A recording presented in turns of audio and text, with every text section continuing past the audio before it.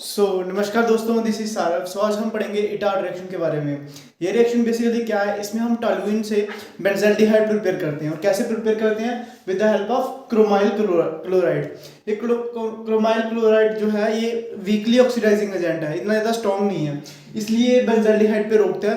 अगर ये स्ट्रॉन्ग होता तो ये डायरेक्टली किस में कन्वर्ट कर देता, उसको बेंजोइक एसिड में कन्वर्ट कर देता। ठीक है। और इसमें हम सॉल्वेंट कौन सा यूज करते हैं? CH2 या फिर CCl4, मतलब कि नॉन पोलर सॉल्वेंट यूज कर रहे हैं। और सबसे पहले क्या होता है, एक हमारे पास ब्राउन कलर का क्रोमियम कॉम्प्लेक्स बनता है जो कि ऐसा दिखता है कुछ। उसके बाद हम फर्दर उसकी हाइड्रोलिसिस करते हैं और हमारे पास बेंजाल्डिहाइड मिल जाता है। इसका मैकेनिज्म देख लेते हैं।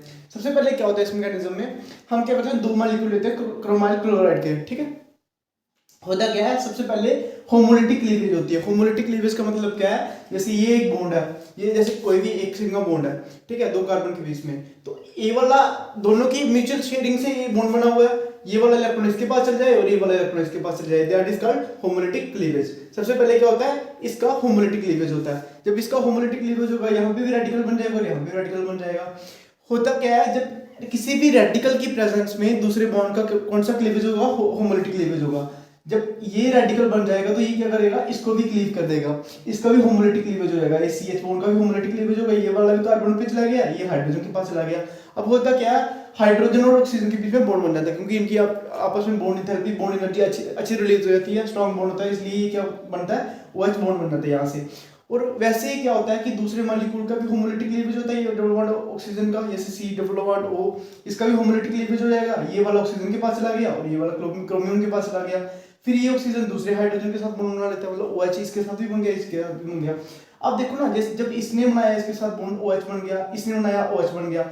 अब वो दो इलेक्ट्रॉन कार्बन के पास भी तो गए होंगे ना, कार्बन के पास भी दो इलेक्ट्रॉन बचे होंगे और इलेक्ट्रॉन, यहाँ पे भी एक इलेक्ट्रॉन, यहाँ पे भी एक इलेक्ट्रॉन। वो क्या करते हैं, वो दूसरा O था, उसके साथ उसको भी होमोलिटिक क्लीवेज करा देते हैं, क्योंकि किसी भी रेडिकल की प्रेजेंस में बॉन्ड का क्लीवेज कौन सा होता है? होमोलिटिक।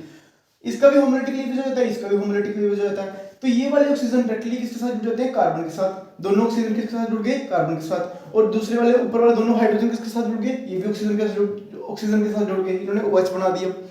अब होता क्या है, जब इन्होंने OH बना दिया तो ये कार्बन किसके साथ डायरेक्टली अटैच हो गया? इस ऑक्सीजन के साथ। तो ये डायरेक्टली आगे क्या बनता है, कार्बन किसके साथ अटैच हो गया? ऑक्सीजन के साथ। ऑक्सीजन के साथ क्या जुड़ा था? क्रोमियम है। और साथ में क्या बना था हमारे पास? OH, क्योंकि ए वाले ऑक्सीजन ने OH बना दिया था, OH। Cl2 तो पहले का लगा था। वैसे ही हमारे पास दो मॉलिक्यूल क्या आए थे इसके, NCERT ने सेम ऐसा ही लिखा हुआ है।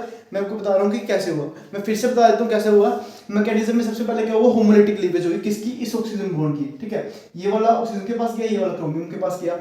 अब इस जो ये ऑड इलेक्ट्रॉन बना, इसने क्या किया, इसकी क्लीवेज की होमोलिटिकली, और ये किसके साथ जुड़ गया? H के साथ जुड़ गया, OH, क्योंकि इसके पास सिंगल बॉन्ड था, इसके पास भी सिंगल इलेक्ट्रॉन था, दोनों जुड़े और OH बना दिया। वैसे ही सेम इस हाइड्रोजन के साथ हुआ, इसने भी OH बना दिया। अब एक इलेक्ट्रॉन, एक ऑड इलेक्ट्रॉन इन दोनों के पास था, उन्होंने क्या किया, उन्होंने दूसरे ऑक्सीजन की होमोलिटिक क्लीवेज करवाई और कार्बन डायरेक्टली अटैच हो गया इस ऑक्सीजन के साथ, यहाँ पे भी यहाँ पे भी। अब नेक्स्ट स्टेप में क्या होता है, इसकी होती है हाइड्रोलिसिस।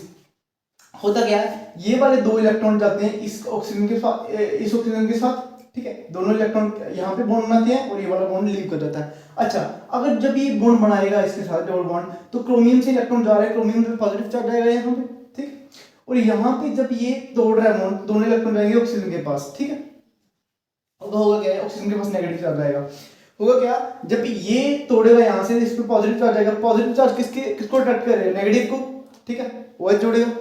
पॉजिटिव चार्ज किसको अट्रैक्ट करेगा? नेगेटिव को, OH को अट्रैक्ट करेगा।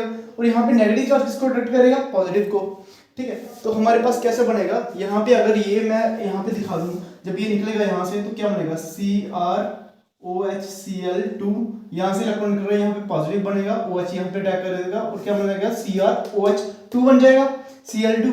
और वैसे ही यहाँ पे जब ये यहाँ से निकलेगा तो यहाँ पे क्या बनेगा, CrOHCl2, यहाँ पे नेगेटिव चार्ज, तो नेगेटिव किसके साथ जुड़ जाएगा? H पॉजिटिव के साथ। तो दो मॉलिक्यूल हमारे पास इसके निकल गए, ठीक है। तो दो मॉलिक्यूल निकल गई और साथ में हमारे पास प्रोडक्ट क्या मिल गया, हमारे पास बेंजाल्डिहाइड प्रिपेयर हो गया, क्योंकि यहाँ पे इसने डबल बॉन्ड बनाया और ये बाहर निकल गया, CO double bond OH, that is called benzaldehyde. तो I hope you like this video, और आपको ये रिएक्शन समझ आई होगी। टार रिएक्शन कुछ भी नहीं है, सिंपल होमोलिटिक क्लीवेज हुआ है और आगे रिएक्शन प्रोसीड हुई है, ठीक है। I hope you like the content. Thank you so much. This is Saarav signing off today. Bye bye.